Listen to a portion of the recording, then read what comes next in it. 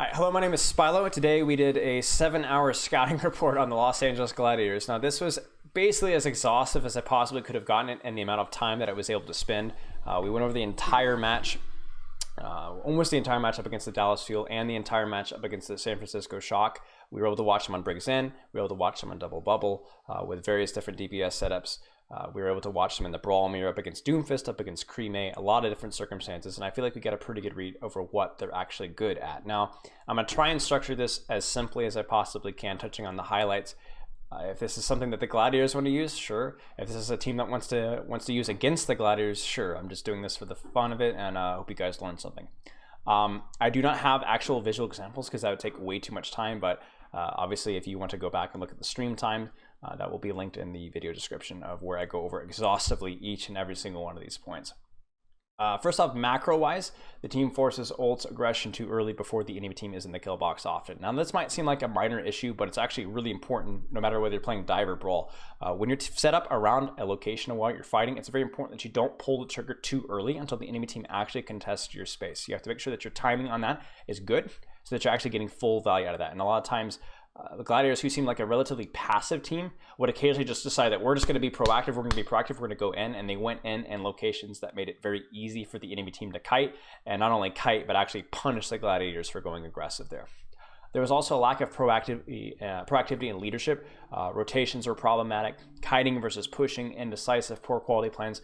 I think that overall, this was probably the biggest issue with Gladiators, was the lack of leadership in game, and it showed with a lot of their planning and a lot of their decisiveness. It wasn't just that they weren't playing the game correctly, they weren't all on the same page a lot of the time, and we can theorize that might be communicational or synergy issues or just a new roster kind of working together to figure out their issues, working out the kinks. But they did not play together very well as a team, and in really any composition. There was a lot of desync with decisiveness of what should be done here, what should be done there. And I think that caused a lot of fights to be lost when we had just different players and different pages with what we were actually doing. Are we playing aggressive? Are we fighting here? Are we fighting there? Are we rotating? Are we not? Are we playing slow? Are we playing fast? And that sort of desync, that lack of in-game leadership, I don't really know what the communication system is like, but it looks like something that would need some work and hopefully see some improvement in the near future if they want to be more successful this season. Desync with aggro versus slow. This is kind of tying into the last one. That was one of the big ones that kind of stood out, is that there was a lot of times where we see aggression from someone, but not at all any aggression from the other half of the team. And that's obviously going to lead to a lost fight, because playing fast, playing slow, that's a stylistic choice, but you have to kind of pick your signature, even if it's on a fight-by-fight basis. And that was something Gladiators struggled a great deal with. Something other unrelated, just kind of on the macro style, was the backline often gets rushed without peel. And this is, again, brawl, dive, a lot of different compositions. I see Diva ending up Batista or McCree. I see Zenyatta basically getting one clip by Brigitte without Matrix, without armor pack.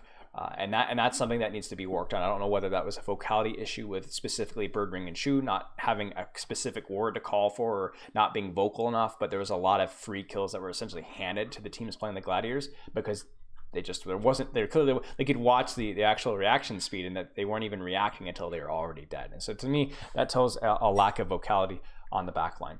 For dive, team did not execute well on map, flank control and dives. In other words, they weren't really good at taking control of flanks. If you're playing a Briggs Inn composition, it's very important that you're utilizing your Harmony Orb, your armor pack, to help your flankers and your DPS to control the map, control the flanks, not only so that you can dive the enemy backline, but so that you can actually protect your own backline.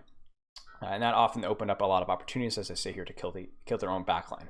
In other words, I see the enemy flankers are able to just take flanks for free, and we're not even getting pressured, and we're not getting any value out of Harmony and Discord, and that just leaves the backline to getting dove for way too cheaply. If an enemy Winston is able to dive your Briggs in at full HP consistently, that's a real big problem with your map control. Pilk was also a little bit inconsistent, specifically on the Diva side of things. I think Space could have done a much better job peeling off the backline, although sometimes we saw Skew tunneling a little bit as well. But essentially, they looked lost on playing Briggs and Ana. I don't actually have it in here, but the other major issue with Dive is that there was a consistent desync between the DPS and the tank lineup. Oftentimes, we saw DPS playing very aggressively, going in, and Muse is in no position to aggress. More often than not, we saw Muse, especially on Monkey, initiating with Mirror, Bird Ring, Kevster nowhere in position to push. And sometimes when they were in position to push, it would only be one of them. The other one would still need like an extra second or two. And there's a big desync. You saw a lot of this, especially on Ilios, their double bubble. The desync between Muse and his DPS line, I don't know if there's a communicational issue or what, but it was extremely noticeable and it was really hurting the efficacy of their dives. Moving on to Brawl. Struggled a lot with rotations, Fakes versus Doomfist, some potential leadership issues here. There's a lot of individual things we're going to talk about with Brawl, and we're going to go into more detail in a second. But as an overall macro issue, Brawl was not a very good composition for Gladiators, and they especially struggled against decisive Doomfist compositions. They weren't able to make those quick communicational rotations, the fakes, the baits, the things that take like instantaneous reaction. They just weren't able to have to be able to execute with that. Individually, I'm going to go down the list here. I don't have a lot of stuff on everything, but just going over players that stood out the most to me. Mirror, very aggressive Echo. One big thing is he wastes his stickies a great deal before dive. So during poke stage, he's going to be throwing out his stickies consistently, even if they're not exactly high percentage, high value stickies, even if the dive is literally 1 second away. And we saw a lot of times where Muse is going all the way in, Mirror is going in, and he doesn't have stickies for the first 5 seconds of the fight. And that really hurts the efficacy of the dive. So I think he needs to find a better balance there. He's a bit of a feeder, not exactly, doesn't strike me as a smart player, could be a smart person, but when it comes to end game, he just goes, he just ints. And there's a lot of value to be found from that, but it's also something that you can punish by basically expecting hard aggression from him and looking to punish that. Not a very strong Mei player as well. So whenever we see Mirror and if he ends up having to play Mei, I think you're going to be more comfortable in winning that map. Space was actually one of the weak points, if not the weakest point of the Gladiators, which was a little bit of a surprise to me. Starting with his Diva, gets his Matrix HP burned early in poke stage Brawl, early in Brawl freely. In other words, his positional discipline in regards to like scouting, poking, looking was pretty weak, often getting his HP burned a lot. And this was in Brawl and Dive, just Diva in general. And the big one was his Matrix management early in fight. So we're going to jump down there.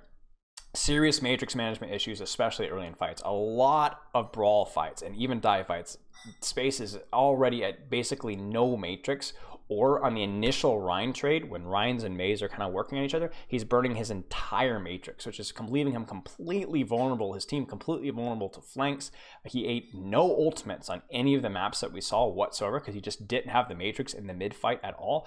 And not having Matrix also means that when you do go aggressive as Diva on the backline, let's say the enemy Baptiste waste lamp or waste shift, let's say the Lucio is mispositioned, you see an opportunity to dive that McCree or dive that Bab, when you don't have Matrix, that reduces the pressure that you could do on those dives. So even when Space was going aggressive in the backline, the lack of Matrix really hurt his efficacy, the amount of value he was able to get on the backline. So Diva was not a strong hero for Space, at least in the Brawl mirror, and really not great in the dive at all.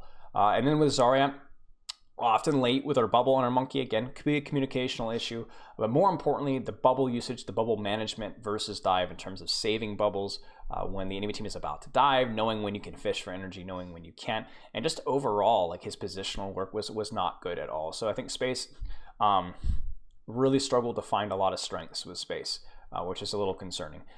Muse was not a strong point either. Again, I'm not sure if he's a little bit part of a new part of the team, so maybe there's some communicational issues there, but he really struggled on Monkey, especially with the dive, a lot of the dive compositions, because there was a consistent desync between him and Kevster, and then Mirror as well. We touched on that earlier with dive.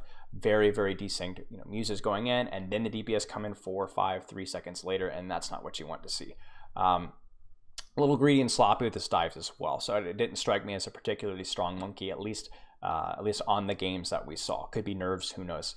Ryan, aggression timing, Ryan aggroing at weird times, backline playing slow, peel mode. In other words, backline's being dove by Diva, their Reinhardt's walled off. There we saw times where Space would be on a flank, matrixing their McCree doing high noon, but Muse is still playing like he has Matrix, and he just didn't, and he would die in those kind of situations. And so Muse oftentimes would be playing aggressive at really odd times when it wasn't a good time to be aggressive. So that, and also mechanically, we saw Muse on his back a great deal of the time. Obviously flash shatters, goofy things happen, your shield breaks from Diva Bomb, then you get shattered, but Muse was just getting straight up shattered a lot of the time, and there was a lot of floss fights just straight up from that. Shu was honestly overall pretty decent. Baptiste didn't particularly strike me as very impressive. His lamp placement was poor, too far away from corners oftentimes for no particular reason, which allowed them to being broke significantly faster than they should have been. Overall, his positioning was overall fairly strong on Zen, Ana, Nothing pretty crazy. A couple of times where his Ana was a little too aggressive, but mostly okay. The big question with Shu was his waste of shift on BAP. In other words, his regenerative burst. A lot of times, I'm talking like before the Rhynes even swing on each other, he's popping that sucker instantly, which I'm not sure if that's something that's been coached to him, but it is the incorrect way of using shift in the Brawl Mirror. It's really just incorrect as a whole. It only does 75 healing for your team, and it's something that you only want to be using for your team when there's an actual brawl going on and people are taking serious damage. It's 150 healing for the BAP, which means that if you're using it really early in fights and you've not taken any damage, you're exposing yourself significantly to Diva, Lucio, Kree pressure later in the fight, even just a couple seconds afterwards. So one thing that you can do against the Gladiators is you know that Shu is going to be using a shift in the first 1 second of the fight, regardless of really how it goes. And so that means he's very, very, very vulnerable to Diva, Lucio, and Kree pressure mid-fight. So that's something that you could be using up against Shu. And this was consistent. I would say probably 75% of the Brawl fights, he was using shift within the first second or two. Birdring does flank often, not crazy hard flanks, just about typical Kree flank, I guess. Inconsistent on Sombra. Seemed to struggle immensely into the McCree variant, which, to be fair, I think was pretty poor on Gibraltar. Didn't really adjust very well. But outside of that, in the raw dive near Briggs and on a Brig without the McCree, he played okay. Didn't impress me as particularly amazing besides that, but he's a solid player. Kevser, fine. Mei was okay. Didn't think there was anything particularly wrong with his Mei. His Tracer did not consistently mark enemy flankers as Tracer when playing Zen. In other words, when they had the map control, when they had the spam angles with the Zen, when they had the Discord and Harmony advantage versus an Ana composition, he's still trying to kill the Ana Brig instead of helping basically mark the enemy Tracer. And so I won't go into that concept as much because that is a tricky concept to understand, but basically there are times when it's good to go for backline. For example, when you have Pulse Bomb or they have a squishy backline or they're rotating, and there's times when it's good to mark the enemy Tracer. And Kevser really just never marked properly. And the reason that's significant is if you're playing against the Gladiators, you can pretty much guarantee that Kevser is going to be forcing backline most of the time.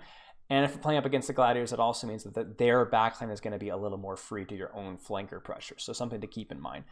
Skewed was a solid Brig, sometimes greeted his whip shot late in poke phase directly before the fight started, so that's something that a monkey player can abuse. If he whips, goes for a whip shot to try and proc the Inspire, and then that obviously means a free monkey dive immediately afterwards. Moth didn't always do a great job denying enemy high grounds. Overall played all right. There was a couple of really bad wasted beats that I think sure everybody made fun of, but honestly his play was totally fine. Just a couple of choke mistakes. Not really sure like if there was a whole lot more to add other than that, but he played okay. Other thing, Team this Weekend Brawl looked better on more DPS centric compositions. So something that you would want to exploit is any kind of composition that takes needs a lot of synergy, a lot of execution, like a Brawl or even a Sombra Tracer type of a dive. They looked a little bit weaker on. You're gonna want to Gladiators are gonna want to be playing stuff where there's a little bit more DPS poke style where they can rely more on their mechanics. They did force Sombra Tracer and Gibraltar. That looked really bad. So if you do play, if Gibraltar is on the map pool and you're playing, they do force the Sombra Tracer again, then you can probably look forward to winning that match. So again, this is not to expose the Gladiators and players at all or the staff at all. I'm sure they're a great team. They're doing great. This is just a challenge for me and something that I could do entertaining for people that might want to have a better understanding about behind the scenes of what make good Overwatch League teams good. And I think we were able to touch on a lot of things that Gladiators didn't do super well on, and a couple of things that they did well as well. So to the Gladiators or to the team playing the Gladiators, hope you found this useful, and I'll see you in the next video.